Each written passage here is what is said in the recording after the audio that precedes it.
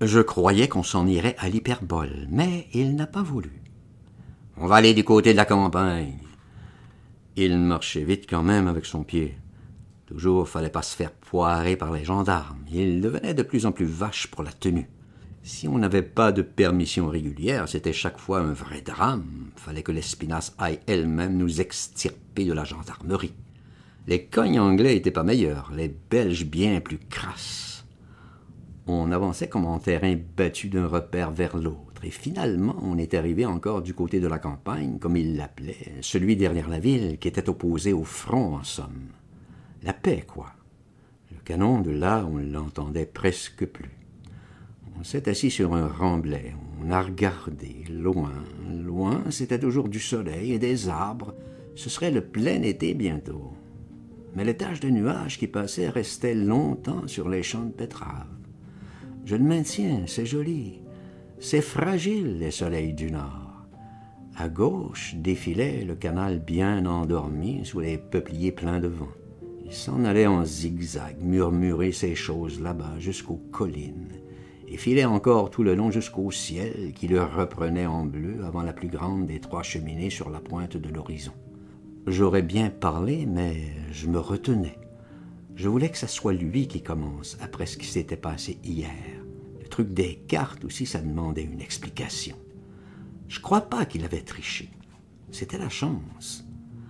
Dans un enclos, on voyait des ouvriers et tous les moines, des vieux, travailler. Ils s'en faisaient pas. Ils taillaient des espaliers. C'était le jardin de leur maison mère. Dans les sillons, par-ci, par-là, un paysan soulevait le paysage avec son cul, ça fouillait la betterave. Elles sont énormes aux environs de Peur-du-Lys, j'ai remarqué. « Viens, qu'il a dit Cascade. On va voir jusqu'où ça va. » « Jusqu'où quoi? » Que j'ai fait bien surpris, forcément. Ça me paraissait pas bien raisonnable dans notre état d'aller se promener pour le plaisir. J'irai pas loin, que j'ai fait. On est parti droit devant nous, on tournait le dos à la ville. Mais on se débine, que j'ai fait. On va jamais avoir le temps de rentrer.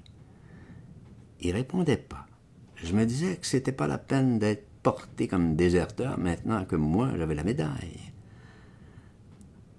Je vais encore 1 kilomètre, que j'ai dit, et puis je me retourne. C'est vrai qu'aussi j'ai encore vomi 2 fois sur la route. Tu dégueules tout le temps, qu'il a même remarqué. C'était méchant de me dire ça. Bon, on les a pas fait, les 1000 mètres. À 300 mètres à peine, il y a un guignol qui est sorti de derrière une guérite avec son mousquet et sa baïonnette emmanchée. Une vraie furie. Quand il a eu vociféré un bon coup, il s'est demandé où qu'on allait. C'est faire un tour à la campagne qu'on va. On ne s'est pas dégonflé. Alors il a remis l'arme au pied. Il nous a expliqué qu'on attendait toute une armée en renfort par cette route et aussi que les Allemands étaient juste au ras des collines à présent, au bout de la plaine, à l'endroit juste où le petit canal rentrait.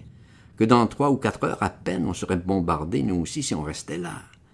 Qu'il fallait qu'on se barre en vitesse. Comme fut dit, fut fait, clopin, clopant. C'était donc bouché partout. On s'est replié sur le canal après ces explications. C'était des mouvements absurdes de ronde qu'il nous faisait décrire à nous deux, Cascade, en somme, avec ses lubies à la con. On se remet sur la berge du canal. Je le vois, l'ami, qui fronce alors tout à fait les sourcils et il repart vers l'eau. Tu me fais marrer, que je lui fais pour essayer de couper l'espèce de mouscaille où il s'enfonçait depuis la veille chez M. Harnache au fameux déjeuner. Tu me fais marrer, t'es sûr de rien du tout, tu sais même pas si l'Angèle a vraiment fait ce qu'elle dégueule et tu te bouffes les fois. Prétentieuse comme elle est, je suis bien tranquille, qu'elle a tout dit devant le monde exprès pour t'humilier, et qu'elle a la lettre dans sa poche. Il s'est relevé le coin de la bouche, Cascade, en m'entendant.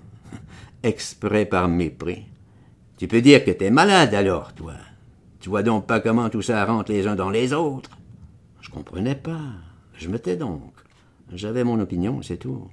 Il me restait encore de l'argent, 25 francs de mes parents, et sûrement, lui encore, autant d'Angèle. Je vais chercher du pinard, que je propose. Rapporte-en 3 litres, ça te ferait du bien. Il me dit ça. Le bistrot, c'était à l'entrée du canal, vers la ville. Il me fallait à moi un petit quart d'heure aller-retour. Tu m'accompagnes pas, que je fais? J'ai pas envie, qu'il dit. Je vais aller voir si je trouve une ligne à l'écluse et je vais pêcher. Je m'éloigne tranquillement, je suis dans mes pensées, j'entends derrière moi un grand « fouc » dans la flotte.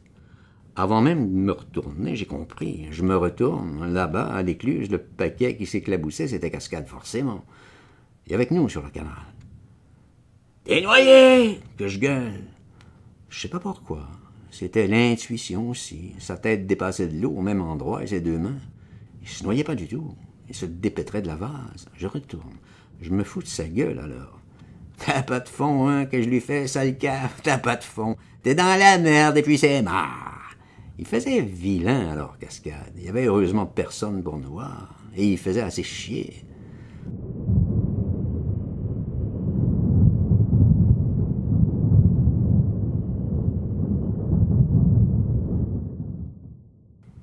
Tu peux pas te noyer là-dedans, hein, connard, c'est pas profond, je t'aurais dit.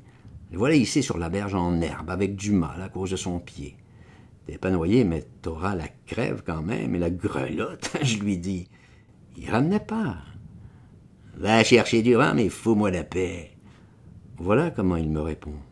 Je retourne encore. Cette fois-là, je ramène 1 litre de rhum entier, 1 litre de bière et 2 de vin blanc et 3 brioches plus grosses que des têtes. On s'appuie sur un peuplier. On se tape la cloche sérieusement. On se sentait mieux nourri et tout. Ça séchait. Je voudrais pêcher à la ligne. Je sais pas, que je dis. Je te montrerai. Ça va, j'étais fait un sou du coup. Je reprends la berge jusqu'au bistrot, louer des lignes. On m'en donne et des asticots, une pleine petite boîte. On trinque encore et on s'y met. On plonge les bouchons. À peine trempé du bout, il attrape un vrai brochet et puis des petites fritures, assez pour remplir un cabas. Moi, je prends rien, naturellement.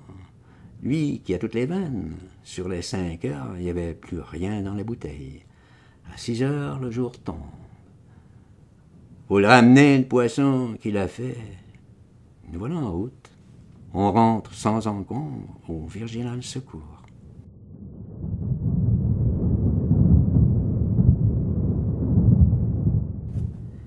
C'est la pêche miraculeuse, qu'a dit la sœur cuisinière, qui était courrière aussi. On n'a pas relevé le mot. Tout de même, ça ne dure pas l'ivresse dans ces conditions-là. À peine encore vomi 1 ou 2 fois, j'étais déjà tout dessoulé. On était trop préoccupés, avertis pour ainsi dire. On avait la nuit devant nous, et une nuit qui s'annonçait bien épaisse et bien traître. La soupe d'abord, comme d'habitude. Mais voilà Cascade qui voulait pas se coucher. Il allait des chiottes à la fenêtre du couloir. L'Espinasse faisait son tour au moment où la concierge baissait le gaz en veilleuse. Elle est passée derrière lui sans avoir l'air de le voir, et puis devant moi, elle est restée plantée un moment. « C'est bien vous ?» que j'ai dit. « C'est bien vous ?» Elle n'a pas répondu. Elle est demeurée là encore 1 minute peut-être, et puis elle a comme glissé dans la pénombre. Alors la nuit a vraiment commencé.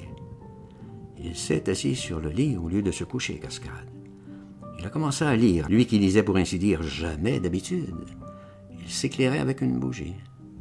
Le voisin n'était pas content, celui qui était en face non plus, surtout qu'il y en avait 2 qui n'arrêtaient pas de geindre et un autre qui voulait tout le temps pisser.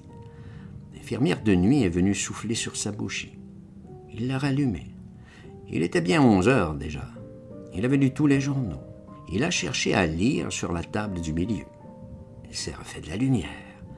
Alors l'artilleur du Maroc à la cystite, celui qui était devant la porte, celui qui ronflait pourtant le plus fort de tous, un vrai caïd, il a balancé sa canne à travers la piole au ras de la bougie. Cascade se lève et veut lui murer la gueule.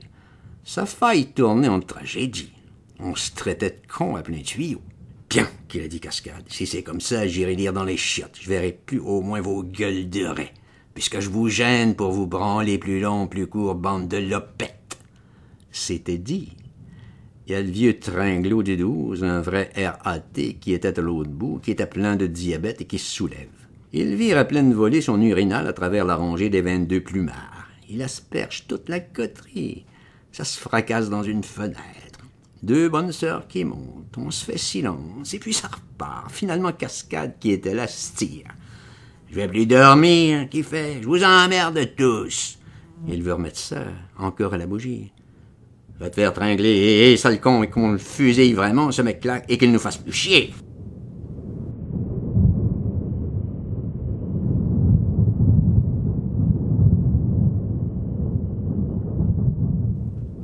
Voilà comment qu'ils en avaient assez. Alors c'est vrai, Cascade est allé aux chiottes, s'asseoir, puisque c'était l'endroit où le papillon était allumé toute la nuit. Il devait être 1 heure du matin.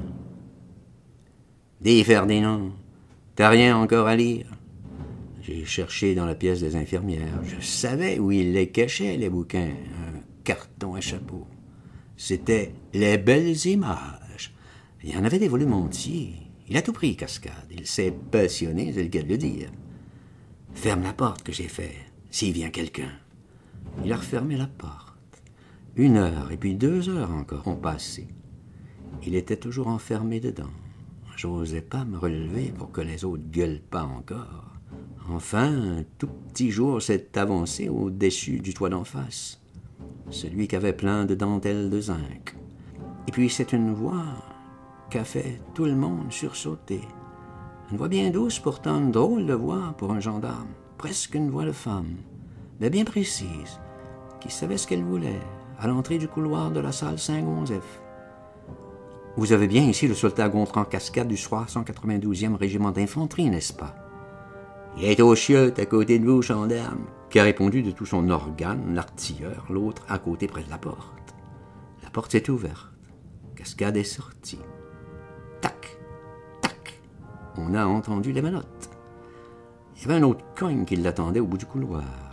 On n'a pas bien eu le temps de revoir Cascade, sa figure, je veux dire. Il faisait encore trop nuit. 4 jours après, il a été fusillé au cantonnement près de Péronne, où son régiment, le 418e d'infanterie, prenait 14 jours de repos.